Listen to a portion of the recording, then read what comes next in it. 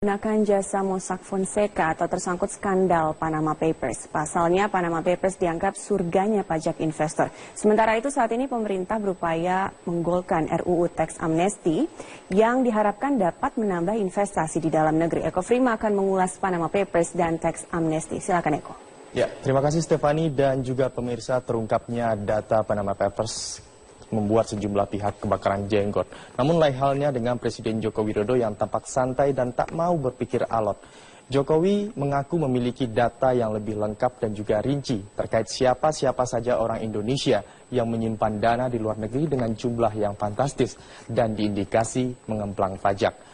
Dan indikasi tersebut juga mengarah kepada sejumlah pihak. Dan antara lain dengan adanya data Panama Papers ini.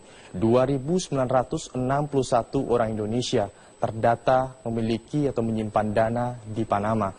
Dari 2.961 itu tidak disalahkan jika orang Indonesia berduit tersebut menyimpan dana di Panama. Namun lain cerita ketika kita memiliki dana atau berinvestasi di luar negeri, tapi tidak melaporkannya ke dalam LHKPN kita dan tidak membayar pajak. Tentu ini juga berdampak kepada APBN kita.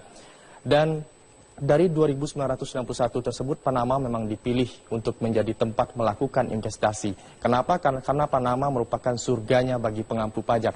Jika di negara lain bisa mengampu pajak hanya 35%, tapi di Panama kita bisa melakukan modal usaha dengan hanya pajak yang dikenakan 5%. Kemudahan inilah yang dijadikan oleh sejumlah pihak untuk menanamkan modalnya di Panama.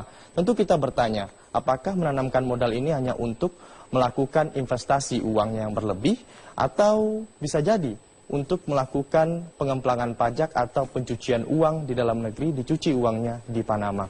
Dan ada hal yang menarik pemirsa dan juga Stefani, dari 2.961 nama orang Indonesia yang ada di dalam tersebut, ada nama Ketua Badan Pemeriksa Keuangan Republik Indonesia, Hari Azhar.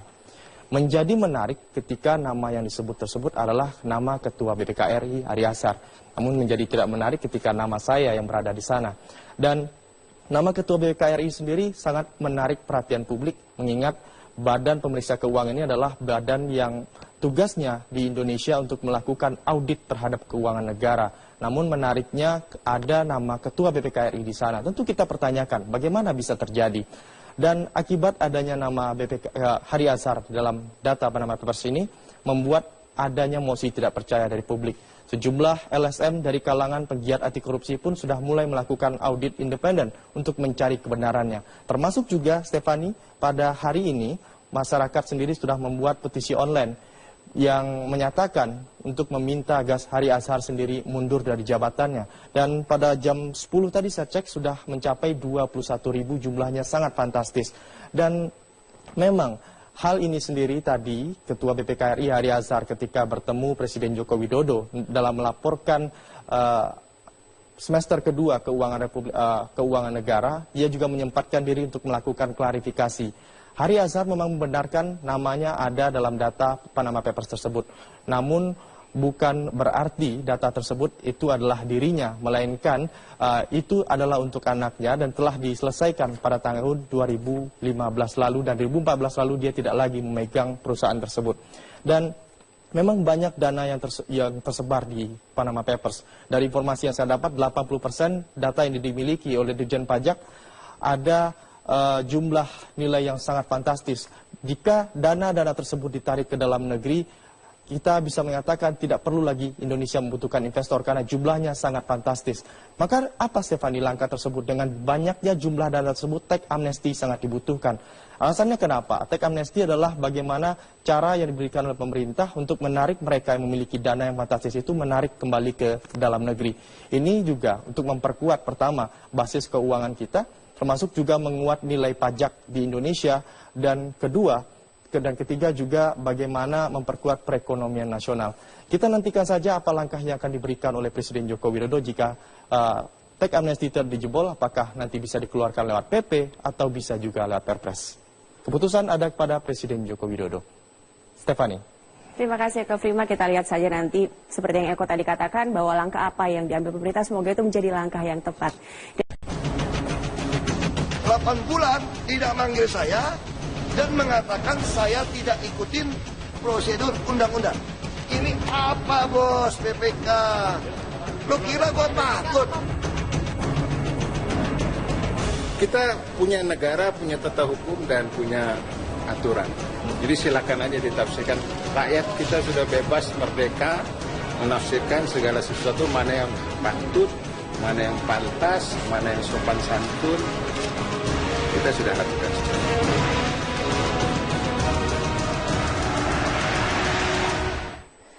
Pimpinan Badan Pemeriksa Keuangan BPK hari ini menemui Presiden Joko Widodo di Istana Merdeka. Salah satu yang dilaporkan BPK kepada Presiden adalah soal kisruh dari pembelian lahan Rumah Sakit Sumber Waras yang memancing perseteruan BPK dengan Gubernur DKI Jakarta Basuki Cahayapurnama alias Ahok.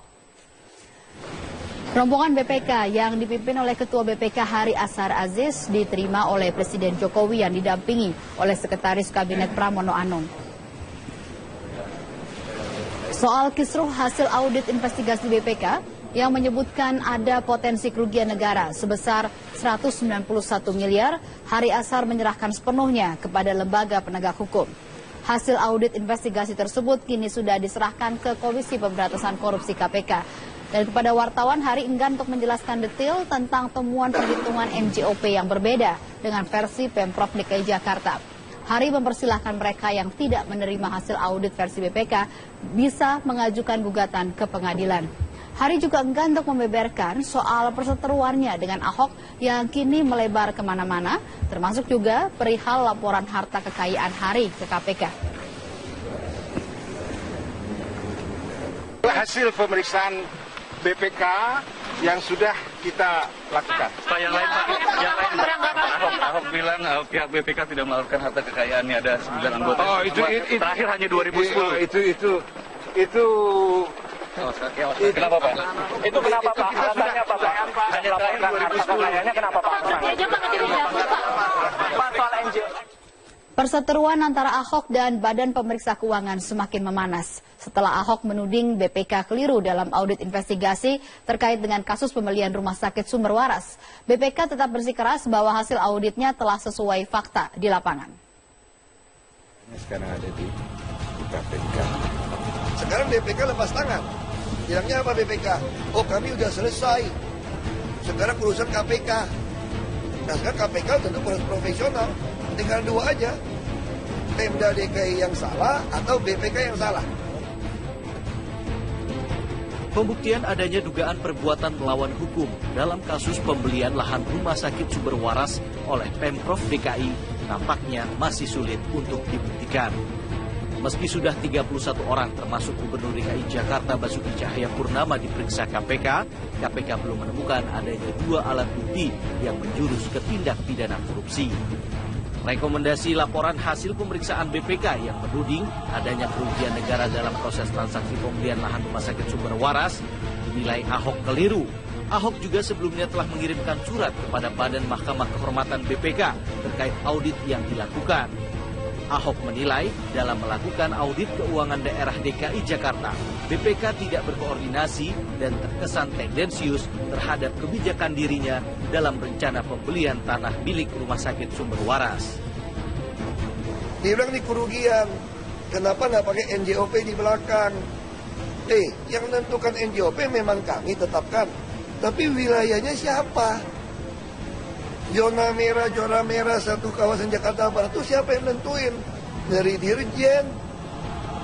Sementara itu BPK menilai audit yang dilakukan terhadap proses pembelian lahan Rumah Sakit Sumber Waras telah sesuai fakta dan data di lapangan. BPK kemudian sesuai dengan amanat undang-undang dan tugas konstitusional kami harus melakukan audit investigasi. Dan hasil audit investigasinya kami serahkan kepada KPK tanggal 7 Desember yang lalu. Salah satu dari 7 rekomendasi laporan hasil pemeriksaan keuangan BPK adalah perbedaan dalam penentuan nilai jual objek pajak atau NJOP yang dinilai terlalu mahal. Perbedaan terjadi karena BPK menggunakan data yang berbeda dengan Pemprov DKI Jakarta. BPK menggunakan penghitungan NJOP tahun 2013 yakni sebesar Rp15.500.000 per meter yang ditawarkan Yayasan Kesehatan Sumber Waras ke Ciputra Karya Utama. Sementara itu, Transaksi pembelian dilakukan dengan berdasarkan harga NJOP tahun 2014 sebesar Rp20.700.000 per meter. Dengan perbedaan NJOP tersebut, BPK menemukan selisih sebesar Rp191 miliar yang dinilai sebagai kerugian negara. Tim Liputan Metro TV. Hal esensial apa sajakah sebenarnya yang menyebabkan BPK dengan Gubernur DKI Jakarta Basuki Cahayapurnama berbeda pendapat atas laporan audit investigasi pembelian lahan Rumah Sakit Sumber Waras Jakarta? Dan kenapa mereka bersikukuh dengan versinya masing-masing? Pertama, adalah dalam hal lokasi tanah seluas 3,6 hektar. Ahok meyakini bahwa tanah tersebut berada di Jalan Kiai Tapa. Sementara audit BPK menyebutkan bahwa lahan tersebut terletak di Jalan Tomang Utara, bukan Kiai Tapa. Yang kedua adalah perihal nilai jual objek pajak atau NJOP.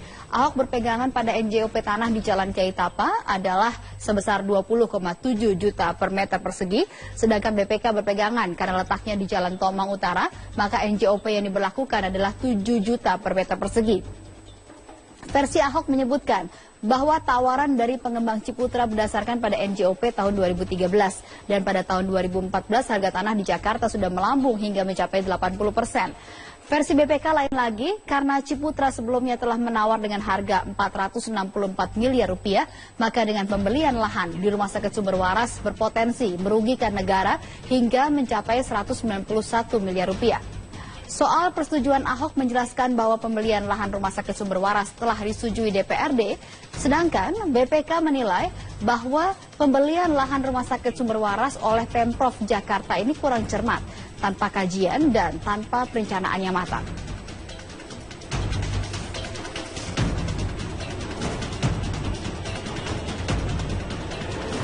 Badan Pemeriksa Keuangan Republik Indonesia, Hari Azhar. Menjadi menarik ketika nama yang disebut tersebut adalah nama Ketua BPK RI, Hari Azhar. Namun menjadi tidak menarik ketika nama saya yang berada di sana. Dan nama Ketua BPK RI sendiri sangat menarik perhatian publik, mengingat Badan Pemeriksa Keuangan ini adalah badan yang tugasnya di Indonesia untuk melakukan audit terhadap keuangan negara. Namun menariknya ada nama Ketua BPK RI di sana. Tentu kita pertanyakan bagaimana bisa terjadi. Dan akibat adanya nama BPK Hari Azhar dalam data Panama Papers ini membuat adanya mosi tidak percaya dari publik. Sejumlah LSM dari kalangan pegiat anti korupsi pun sudah mulai melakukan audit independen untuk mencari kebenarannya. Termasuk juga Stefani, pada hari ini masyarakat sendiri sudah membuat petisi online yang menyatakan untuk meminta Hari Azhar sendiri mundur dari jabatannya. Dan pada jam 10 tadi saya cek sudah mencapai 21.000, jumlahnya sangat fantastis. Dan memang hal ini sendiri tadi Ketua BPK RI Hari Azhar ketika bertemu Presiden Joko Widodo dalam melaporkan semester kedua keuangan negara, ia juga menyempatkan diri untuk melakukan klarifikasi. Hari Azhar memang membenarkan namanya ada dalam data Panama Papers tersebut. Namun bukan berarti data tersebut itu adalah dirinya, melainkan itu adalah untuk anaknya dan telah diselesaikan pada tahun 2015 lalu dan 2014 lalu dia tidak lagi memegang perusahaan tersebut.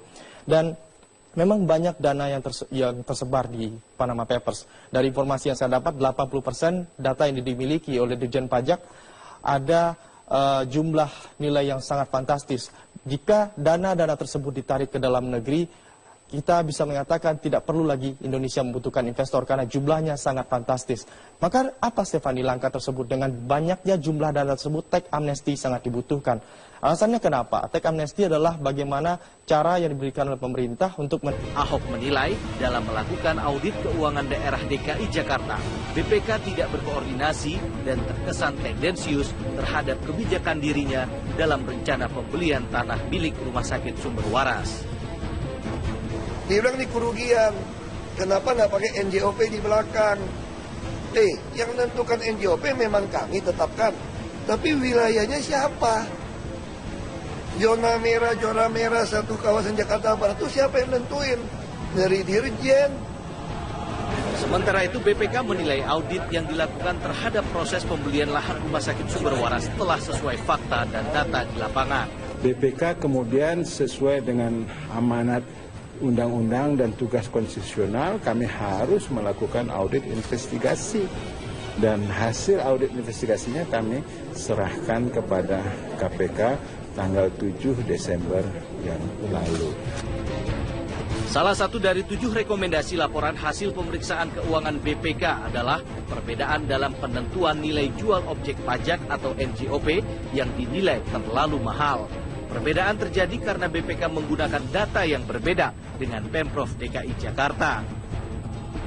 BPK menggunakan penghitungan NJOP tahun 2013, yakni sebesar Rp15.500.000 per meter yang ditawarkan Yayasan Kesehatan Sumber Waras ke Ciputra Karya Utama. Sementara itu, transaksi pembelian dilakukan dengan berdasarkan harga NJOP tahun 2014 sebesar Rp20.700.000 per meter. Dengan perbedaan NJOP tersebut, BPK menemukan selisih sebesar Rp191 miliar yang dinilai sebagai kerugian negara. Tim Liputan Metro TV.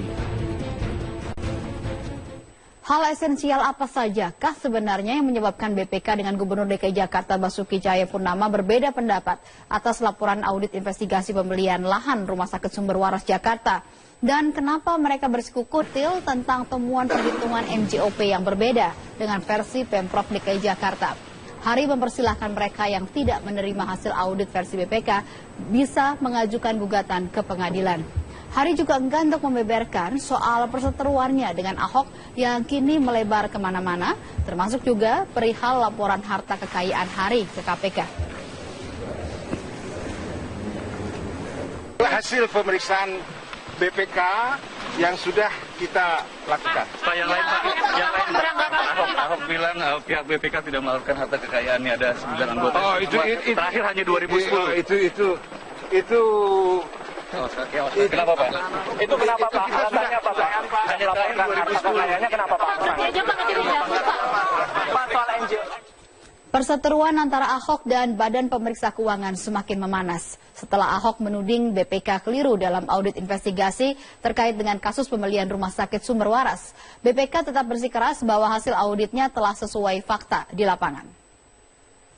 Sekarang ada di KPK. Sekarang BPK lepas tangan. Bilangnya apa BPK? Oh, kami udah selesai. Sekarang urusan KPK.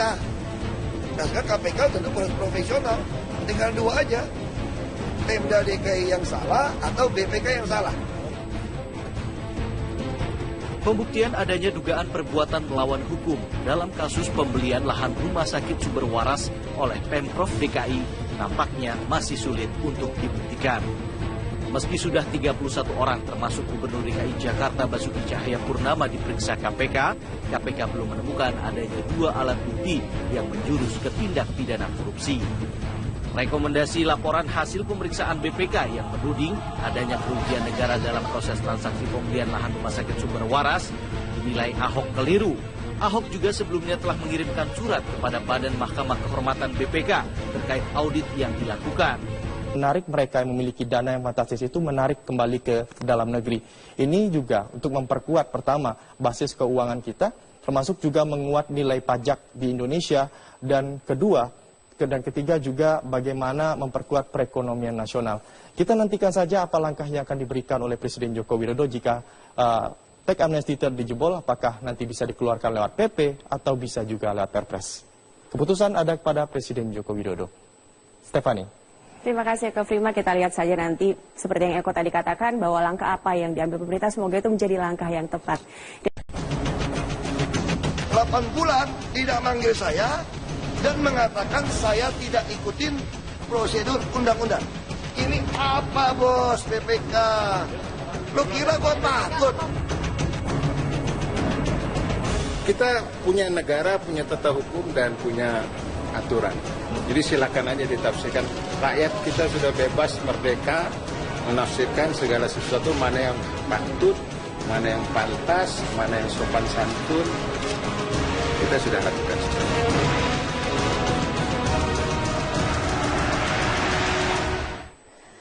Pimpinan Badan Pemeriksa Keuangan BPK hari ini menemui Presiden Joko Widodo di Istana Merdeka. Salah satu yang dilaporkan BPK kepada Presiden adalah soal kisruh dari pembelian lahan Rumah Sakit Sumber Waras yang memancing perseteruan BPK dengan Gubernur DKI Jakarta Basuki Cahayapurnama alias Ahok.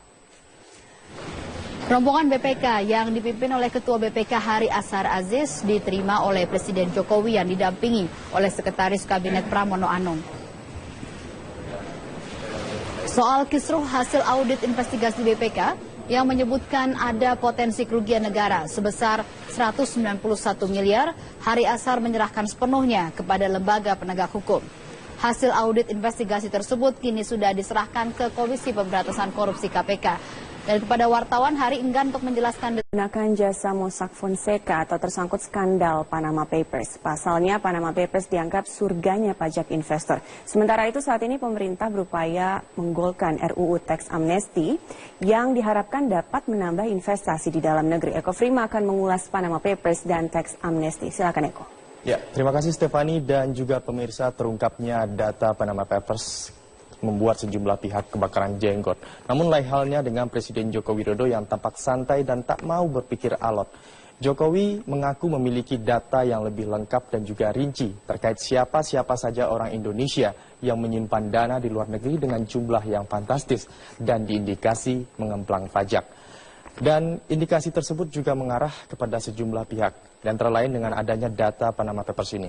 2.961 orang Indonesia terdata memiliki atau menyimpan dana di Panama. Dari 2.961 itu tidak disalahkan jika orang Indonesia berduit tersebut menyimpan dana di Panama. Namun lain cerita ketika kita memiliki dana atau berinvestasi di luar negeri, tapi tidak melaporkannya ke dalam LHKPN kita dan tidak membayar pajak. Tentu ini juga berdampak kepada APBN kita. Dan dari 2.961 tersebut, Panama memang dipilih untuk menjadi tempat melakukan investasi. Kenapa? Karena Panama merupakan surganya bagi pengampu pajak. Jika di negara lain bisa mengampu pajak hanya 35%, tapi di Panama kita bisa melakukan modal usaha dengan hanya pajak yang dikenakan 5%. Kemudahan inilah yang dijadikan oleh sejumlah pihak untuk menanamkan modalnya di Panama. Tentu kita bertanya, apakah menanamkan modal ini hanya untuk melakukan investasi uang yang berlebih atau bisa jadi untuk melakukan pengemplangan pajak atau pencucian uang di dalam negeri, dicuci uangnya di Panama. Dan ada hal yang menarik pemirsa dan juga Stefani, dari 2.961 nama orang Indonesia yang ada di dalam tersebut, ada nama Ketua